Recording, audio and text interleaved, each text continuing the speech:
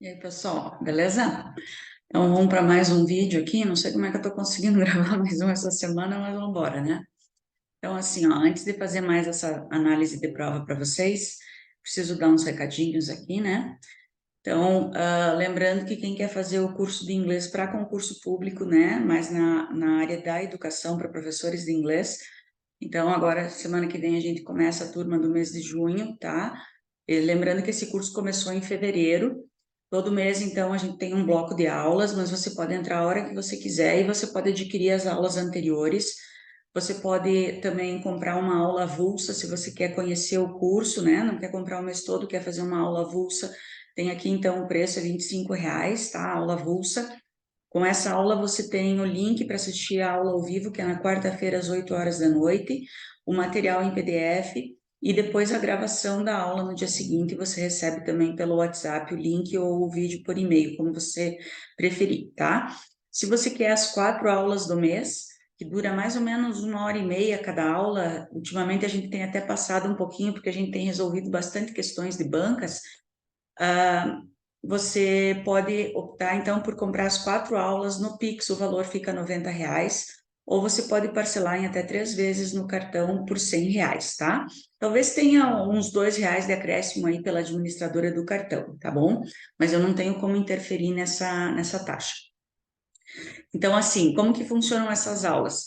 Eu trabalho tudo nessas aulas, tá? Não tem uma banca específica, por isso que eu coloquei bastante bancas aqui embaixo no folheto, porque a gente não trabalha uma banca específica, eu trabalho por conteúdos. Então, por exemplo, a aula passada, quarta-feira passada, a gente estava vendo o discurso direto e indireto, ou reported speech. Então, a gente trabalhou um pouquinho a questão do conteúdo gramatical, né? Dar uma revisada, assim, nas principais mudanças, e depois a gente resolveu 30 questões de concurso público com o assunto reported speech, tá? De bancas variadas. Então, eu tinha banca FGV, tinha VUNESP, tinha FEPESE, tinha umas bancas, às vezes, que a gente, no CEP, enfim, tinha bancas, assim, variadas, mas todas as questões sobre discurso direto e indireto. Então, é assim que funciona. Daí, esse mês, eu vou pegar mais a questão dos tempos verbais e interpretação de texto, talvez eu pegue um pouquinho de linking words também, que cai bastante. Então, se vocês quiserem mais informações, eu vou deixar o meu WhatsApp aí na descrição do vídeo, tá? Vocês podem me chamar. Então, aqui os dias, então, que essas aulas vão acontecer. Nem todo mundo do grupo consegue participar no dia ao vivo, tá? Eu sei que é difícil, mas depois a maioria que compra o pacote compra para assistir a gravação. E essa gravação vocês têm acesso ilimitado, tá? É vitalício. Eu não vou cortar essa aula, não fica no Drive, então, tipo assim, não tem o risco de eu apagar esse arquivo e vocês perderem essa aula depois, tá? E outro aviso que eu gostaria de dar aqui para vocês é que já tem o meu preparatório, então, para o concurso da FGV também, para inglês, né, gente? Lembrando que eu trabalho só a parte de inglês de interpretação, vocabulário e gramática, tá? Eu não trabalho a parte pedagógica, metodológica, abordagens, isso daí não é comigo, tá bom? Às vezes tem questões, né, no meio da prova que envolvem essa questão de abordagens comunicativas, audiolinguísticas e tal. Eu até comento, eu traduzo, eu explico, mas eu não sei o porquê das respostas, tá? Então, aí são coisas que vocês têm que pegar com quem entende, com quem é especialista nessa área. A minha questão é o inglês. Então, são 4 provas, tá? Bem detalhadas para vocês, analisadas mais ou menos como eu faço análise aqui no canal, só que mais detalhado, porque aqui no canal eu pego mais a questão da gramática, né? Por uma questão até de tempo, para o vídeo não ficar muito longo. Mas aqui no preparatório, então, da FGV, eu peguei bastante a questão da leitura do texto, da interpretação, do vocabulário utilizado, né? Linking words, phrasal verbs, tudo isso daí que é usado no texto, o que se repete, que linking words que eles usam, que phrasal verbs que tem aqui, o que significa, qual é um sinônimo que pode aparecer. Então, eu trabalhei isso daqui. São essas 4 provas aqui que estão analisadas, a do Amapá de 22, Mato Grosso 2013, Bahia 2019, e Amazonas 2014. Por que eu selecionei essas 4? A primeira aqui é Amapá, vocês vão dizer, pô, mas essa daqui já tem ali no canal. Tem, realmente, tá? Mas ela não está analisada os textos, só a parte das questões de gramática. Eu até resolvi a interpretação, mas eu não detalhei, tá? Por isso que eu resolvi colocar ela, porque eu acho ela uma prova muito boa e muito típica da FGV, então eu tinha que colocar ela. Então, eu coloquei mais 3, 2 mais antigas, para vocês verem que não mudou muita coisa a questão de estrutura da prova de inglês, e uma mais recente da Bahia, então, 2019, para mostrar que realmente essa estrutura se mantém há pelo menos 10 anos da Getúlio Vargas, tá? Então, tá mais ou menos umas 5 horas de videoaula, tem todas as provas para vocês fazerem o download para acompanhar a resolução, é acesso vitalício, tá lá na plataforma da Eduz, ou se vocês quiserem pegar diretamente comigo, né? Daí vai ser um drive compartilhado, tá? Também pode, vocês que escolhem. Vou deixar os links ali embaixo depois na descrição. Beleza? Chega de falação, né? Vamos para análise da prova, que hoje o que me pediram foi uma prova da banca IBFC, que parece que vai ter uma prova agora dia 18 de junho. Eu acho que é isso que me falaram. Não é muito fácil conseguir essas provas, tá? Quem me passou, teve 2 inscritas do canal que também fazem parte lá do grupo do WhatsApp dos teachers, que me passaram, cada uma me passou uma prova diferente, e eu resolvi pegar essa daqui porque ela é a mais recente, tá? Ela é desse ano, inclusive, do Acre. Então, eu resolvi pegar essa daqui. Ela não é uma prova difícil, tá? A questão é que ela tem um texto bem extenso. Então, a partir do momento que tem um texto extenso, você tem que prestar muita atenção e fazer anotações. Eu sempre sugiro que vocês façam anotações no texto, porque quando vocês tiverem que voltar da questão para o texto, vocês sabem onde localizar a resposta. Então, a primeira coisa aqui, o que a gente tem que prestar atenção? Título, né? Eu sempre digo, o título é metade do caminho andado, né? Ainda mais quando a gente tem, assim, uma frase. Nossa, isso daqui é uma mina, né? É um tesouro você ter um título enorme assim. Porque ele vai te dizer do que o texto vai falar. Olha aqui. The importance of the PowerPoint as a classroom resource. Uma importância do PowerPoint como um recurso em sala de aula. Falou tudo, né? Vai falar da importância do software da PowerPoint, que é aquele programinha que se faz slides de apresentação, como um recurso em sala de aula. Que professor, quem nunca, né? Quem nunca usou um PowerPoint numa sala de aula? Então, tá na nossa área, né? Adaptado, então, para os professores, desse texto aqui, 5 dicas para criar grandes apresentações ou excelentes apresentações, né? Do PowerPoint. Então, começando aqui. Vou dar uma lidinha por cima porque o texto é muito grande, então, tipo assim, a gente tem que marcar algumas coisas, tá? Ó, PowerPoint é um recurso desenvolvido pela Microsoft e lançado inicialmente em 1990, principalmente usado por profissionais em apresentações e reuniões por todo o mundo. Um desses profissionais na área da educação, nós, teachers. As apresentações de PowerPoint se espalharam, né? Ou seja, abrangem. Se espalharam, não, como é que a gente diz? Não vou dizer se espalharam, fica feio, né? Também foge as palavras, por isso que eu gosto de traduzir antes para não ficar passando vergonha aqui na frente de vocês. É que spread é espalhar, né? Eu já não tenho aqui, ó. Enfim, vocês me entenderam. Está espalhada, né? Está difundida. Olha, agora achei uma palavra bonita aqui. Está difundida entre os professores, ou foi difundida, é difundida entre os professores, porque é diferente, né, daquela questão do professor ficar falando nela na frente ou ensinando com um livro didático. E também é uma maneira de você compartilhar conteúdo com os alunos. Para produzir um PowerPoint corretamente, os professores precisam saber como montar os slides. Put something together é você montar alguma coisa, você organizar alguma coisa. Isso pode ser uma maneira efetiva de reforçar o conteúdo aos alunos, fazendo com que eles sejam capazes de reter essa informação, reter esse conteúdo, né? Caso contrário, ou melhor, ou de outra forma, os professores podem também imprimir e distribuir as apresentações, né? Ou postar online para que seus alunos possam voltar e acessar esse conteúdo como material de referência.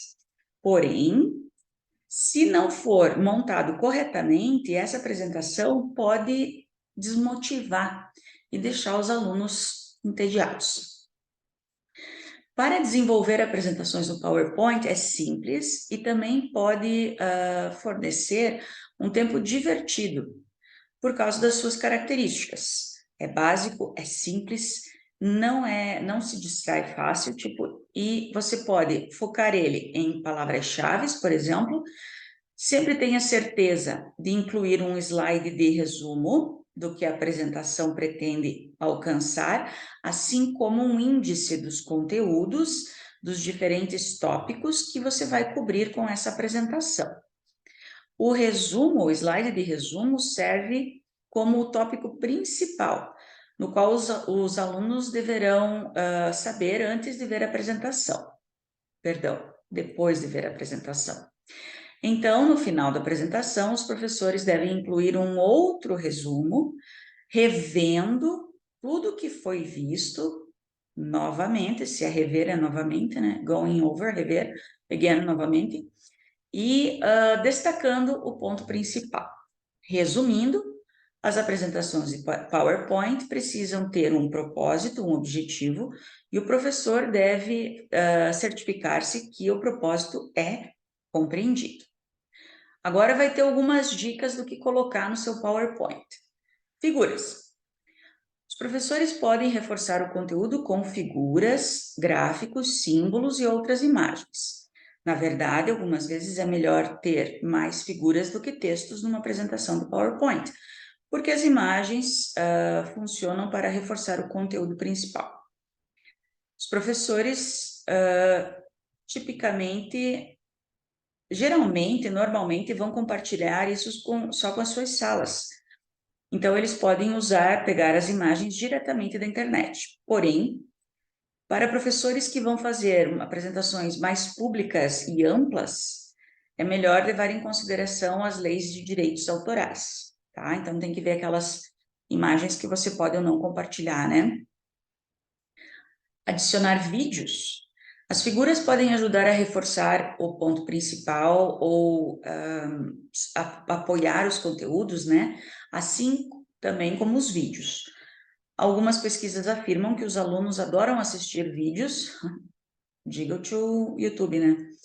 E retêm a informação muito bem a partir deles, especialmente se o vídeo for motivador, interessante e informativo. Os professores podem colocar vídeos diretamente do YouTube ou dos seus computadores para complementar a apresentação no PowerPoint. É um texto extenso, mas é um texto fácil, né? E um assunto que a gente já, não vou dizer domina, né? Mas sabe, pelo menos utiliza, né? Pratique.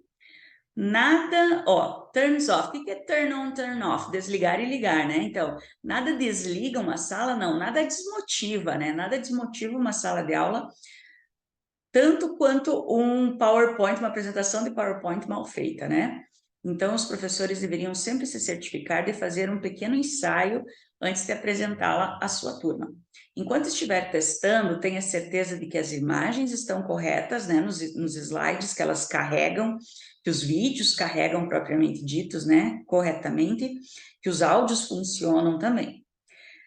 Além disso, é importante que os professores tenham certeza que tem uma maneira de carregar, ligar, né, os computadores e carregar no sentido de carregar os arquivos de tudo aquilo que está armazenando a apresentação, ou passar para uma televisão, um monitor mais largo, um projetor. Assim, a sala inteira não precisa se encolher, né, se apertar ao redor da tela do computador para assistir. Os professores também devem certificar-se de que todo o texto pode ser lido e entendido. Certifique-se de que o esquema de cores também é bom. Make it fun, torne ele divertido, torne a apresentação divertida. A apresentação de PowerPoint pode ser uma forma de ensino inovativa. Ela é mais interessante e motivadora para os alunos aprender do que aquela lecture palestra. Então, quer dizer, aquela fala típica do professor lá na frente da sala, né? Os professores devem abraçar esse recurso de ensino e se divertir com ele.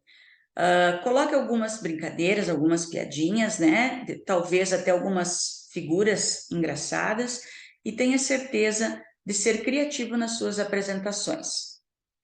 Como nós percebemos previamente, quanto mais os alunos gostam, apreciam, né, a apresentação ou a atividade ou a aula, mais informação eles são capazes de reter. O legal dessa prova é que é só esse texto. Então, é um texto imenso? É, mas é um texto com vocabulário fácil, é um texto que fala de um recurso que a gente já está acostumado a usar, pelo menos depois da pandemia, eu acredito que a maioria dos professores, se não conhecia, se obrigou a conhecer um pouco mais, né? E é só esse texto. Então, não é tipo o FGV que tem 5 textos, né? Então, é bem mais tranquilo. Então, vamos lá. Das questões 16 até a 29. 16. After reading the text, choose the correct alternative about this content. Então, depois de ler o texto, escolha a alternativa correta sobre esse conteúdo. Esse texto é sobre algumas ferramentas usadas em sala de aula, algumas ferramentas não, está sendo específica apenas sobre o PowerPoint, então é uma só, tá? Então, esse daqui a gente já elimina. O texto explica como usar um recurso específico enquanto ensinar na sala de aula, por enquanto essa é a certa, né? O texto contradiz a importância do PowerPoint usado em sala de aula? Não, não contradiz. O texto é sobre o acesso à lei do Brasil, da informação, acesso à lei da informação no Brasil e o uso do PowerPoint e do YouTube? Não, né? Aqui fala, né, dos direitos autorais? Não.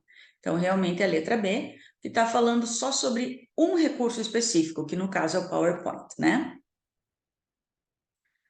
Aqui, ó, aqui entra a questão técnica, né? You are a teacher that uses PowerPoint during your classes. Mark the correct alternative that identify the approach or method that has PowerPoint as a resource. Então, você é um professor ou uma professora que usa o PowerPoint durante as suas aulas. Assinale a alternativa correta que identifica a abordagem ou método que tem o PowerPoint como recurso. Bom, aqui nós temos 4 tipos de abordagens ou métodos, né? A resposta é Communicative Approach, tá? Como eu falei, eu não sou especialista nessa questão de abordagens e métodos, tá? Meu negócio é inglês. Mas eu fui pesquisar o que é o Communicative Approach, pelo menos para eu saber do que estava falando, né? E diz assim, que é baseado na ideia de aprender o idioma, que aprender o idioma vem através da comunicação real, de dar um sentido para essa comunicação.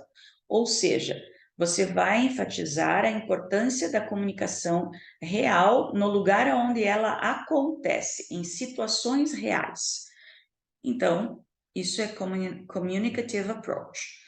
Vocês que são formados em letras devem saber isso daqui muito melhor do que eu. 18.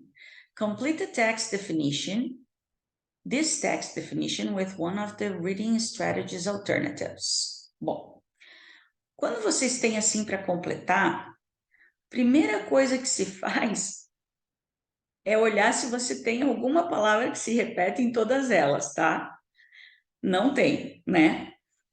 Então, vamos ler aqui e ver o que tem. Is reading rapidly to get a general overview of the material. Bom, sinceramente, eu me confundia muito com essa questão do skimming e o scanning, tá? Eu sempre trocava os dois. Então, eu fiz um esqueminha, tá? Para lembrar. Então, para mim agora ficou mais claro. Skimming é general, tá? E scanning, eu gravei só uma palavra, porque se eu ficasse gravando a definição, eu não conseguia. Specific. E agora eu lembro, então. Skimming é general, scanning é specific, tá? Daí eu lembro. Então, reading rapidly to get a general, tá aqui o segredo, ó. General overview of the material. Isso daqui é skimming, tá? Só porque falou general. Então, não vai ser a letra C e não vai ser a letra D, tá? General é skimming. Reading rapidly to find a specific. Isso é scanning. Então, a primeira é skimming, a segunda é scanning. Ficou igual, né? While Mostra para você general information, skimming. Scanning helps locate a particular information. Ficou nos dois ainda, não tem nada de inference aqui, tá? Então, é só skimming, scanning, skimming, scanning. Só para te confundir. Analyze this definition of discourse marker as a reading strategy.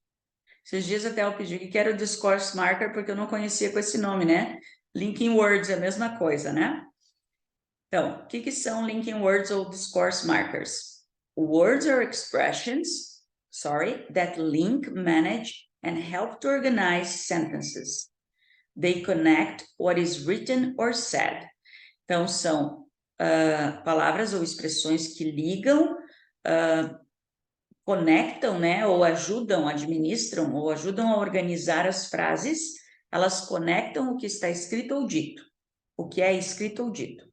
Agora, leia as alternativas e marque aquela, the one, é uma só, né? Não tinha percebido isso a primeira vez que eu respondi. The one, tá, porque aqui embaixo. In which the discourse marker is highlighted. Aquela em que o discourse marker está destacado.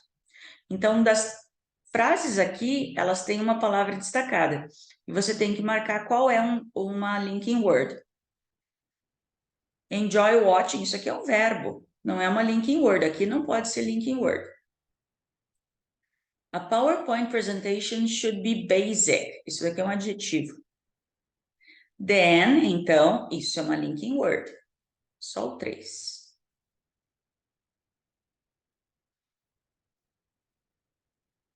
Essa questão é muito óbvia, né? É letra C mesmo. É. Quando eu resolvi, eu também desconfiei, mas ela é muito óbvia. Tudo bem que nem todas as palavras serão advérbios, nem todas as linking words. Você pode ter linking words que são preposições, que são verbos, que são... Mas aqui está muito óbvio, né? 20. From the text given, there is a false cognate word. Content. Content é conteúdo, né? Então, é um falso cognato porque ela parece contente em português. Entre as alternativas, assinale aquela que também é um falso cognato. Nothing, anything. Vídeo é um cognato verdadeiro, né? Intend é um falso cognato, porque ela parece entender, mas ela é pretender, né? Então, é o intend. Read the sentences and tick the alternative that contains the imperative mode. O que é o imperativo? O imperativo é aquele modo verbal que geralmente é utilizado para dar ordens, né? Então, por exemplo, em inglês você vai dizer open the door.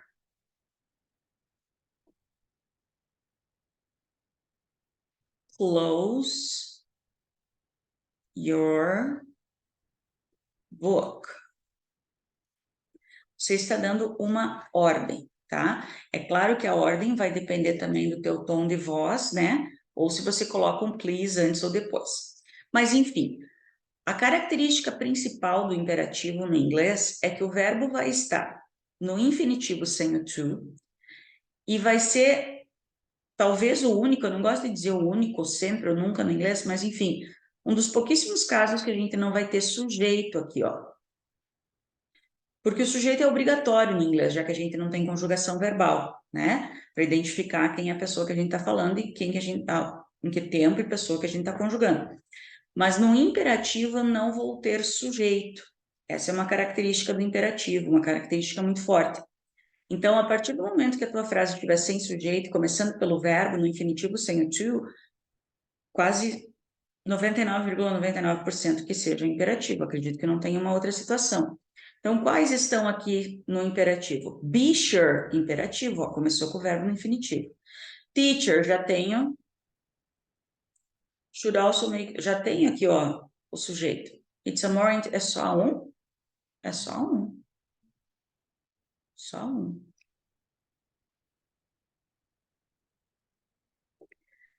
Read this fragment. Nothing turns off a class. Aquela que eu falei, né? Nada desanima mais, né? Turn off. Turn off é de desligar, né? Turn on, turn off. Então, nada desanima mais uma aula do que uma apresentação de PowerPoint horrível, né? Mal feita.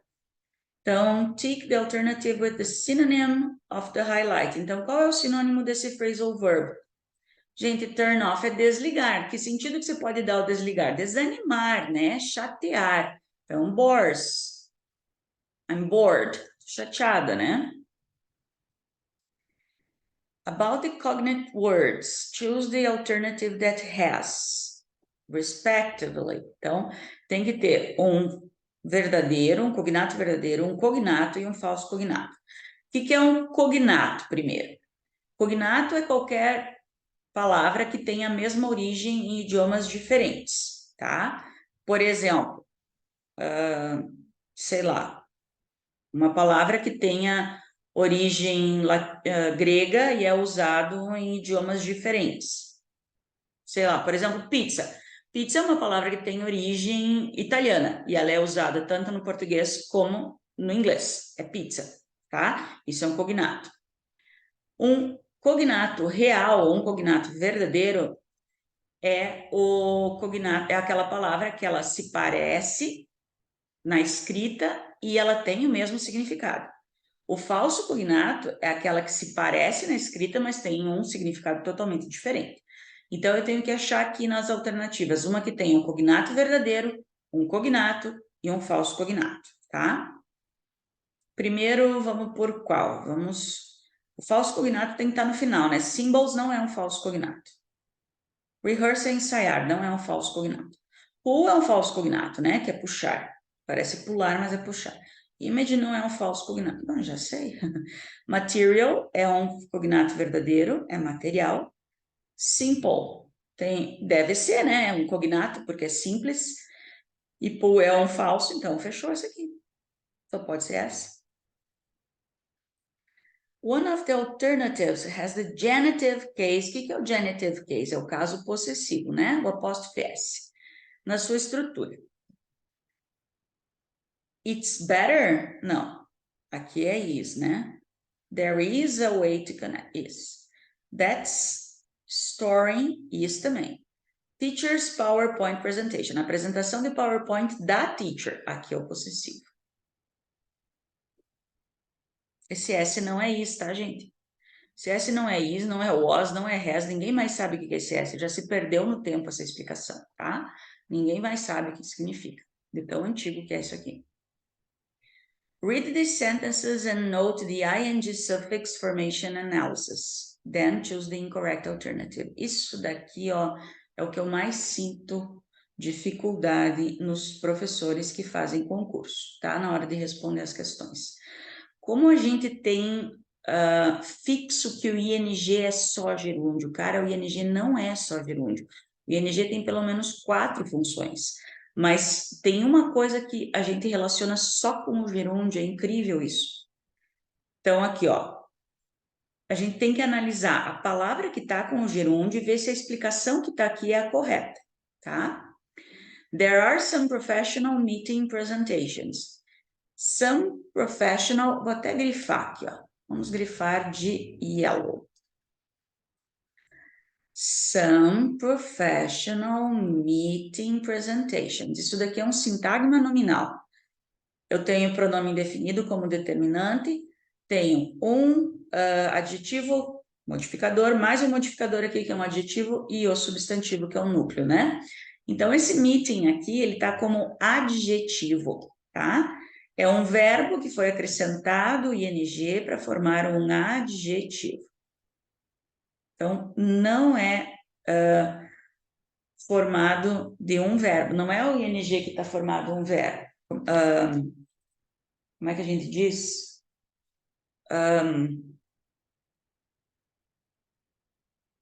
É o incorreto aqui, né? É o incorreto. Tinha que ser um adjetivo aqui. Então já é essa, né? Porque é o incorreto. Vamos ver os outros.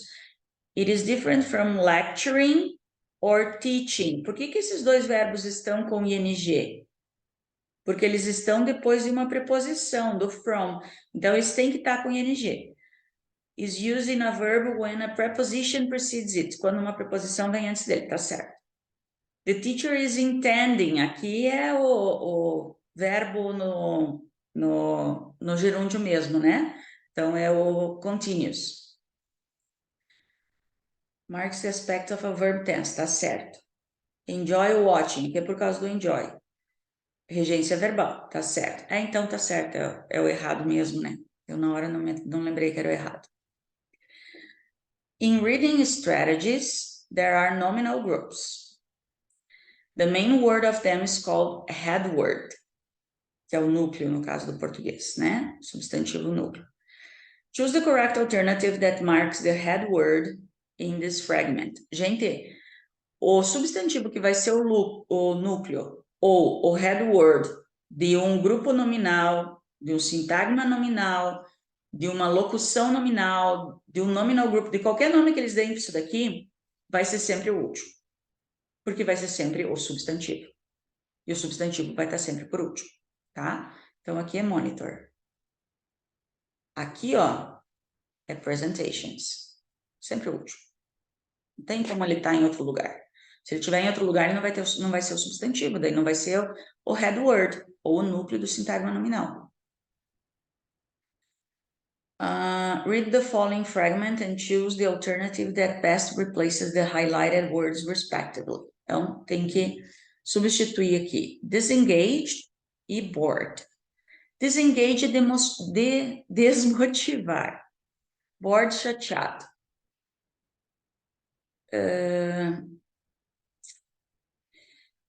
Desmotivar. Disconnect. Separado não dá para desmotivado, né? Então, vamos eliminar esse daqui. Esse daqui já não dá. Deixa eu compassei aqui.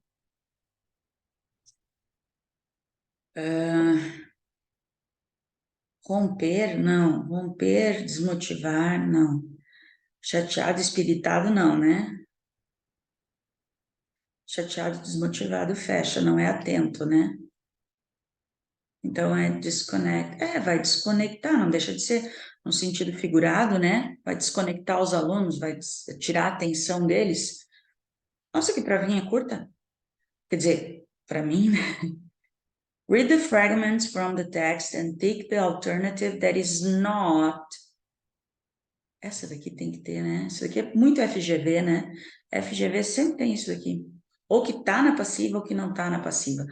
Qual a característica da voz passiva? Verbo to be, em qualquer tempo verbal, mais um verbo na terceira coluna. O que eu chamo de terceira coluna é o past participle, tá? Se não tiver isso, não tá na voz passiva, tá? Então, vamos ver. Verbo to be is a resource developed, terceira coluna. Então, tá na voz passiva. Can embed, podem adicionar vídeos. Is used, voz passiva. Is spread, é difundida, lembrei da palavra agora. Então, tá na voz passiva. Aqui não está na voz passiva. Letra B? Letra B, fechou. Considering the underlined fragments below, choose the alternative that correctly defines the verb tense of each structure. Como é que é? Tá aqui embaixo, né? Preste atenção, quando você tem que definir o tempo verbal, sempre procure em pistas, gente. Olha aqui. Se você tem tempo com ing, tem que ter o nome continuous ou progressive no nome do tempo verbal, tá? Então, aqui na opção 2, eu tenho o verbo to be no presente, present. E eu tenho ing, continuous. Então, a 2 é present continuous. Ou present progressive, né? Present continuous ou progressive. Não é past, porque está no are. Não é simple present, porque tem ing. Present progressive tá certo. 2, simple future. A gente eliminou 3 alternativas. Vocês viram isso? Já ficamos com a resposta. Moleza, né? E última. Averigue os fragmentos apresentados e assinale a alternativa correta em relação ao uso do comparativo de superioridade. Comparativo de superioridade é aquele que a gente tem duas formas, né? Adjetivos curtos eu acrescento ER, adjetivos longos eu coloco more na frente. Então, vamos ver. In fact, sometimes it's better to have more pictures than... E tá certo. É correta, né? It's a more interesting and engaged way than... Tá certo. However, for teachers who are making more public... Aqui o more tá como quantidade. Mais apresentações. Não tem mais que, não tem um adjetivo depois, né? Não tem, perdão, não tem uma comparação. Então, é só a 1 e a 2 aqui. É só isso? É, né? Pessoal, obrigada para quem me acompanhou até agora, tá? Vou deixar todos os links aí que eu comentei com vocês na descrição do vídeo. Não se esqueçam de curtir, comentar, se inscrever para ajudar o canal a crescer. Desde já eu agradeço a companhia de vocês e vejo vocês no próximo vídeo, ok? Bye, bye.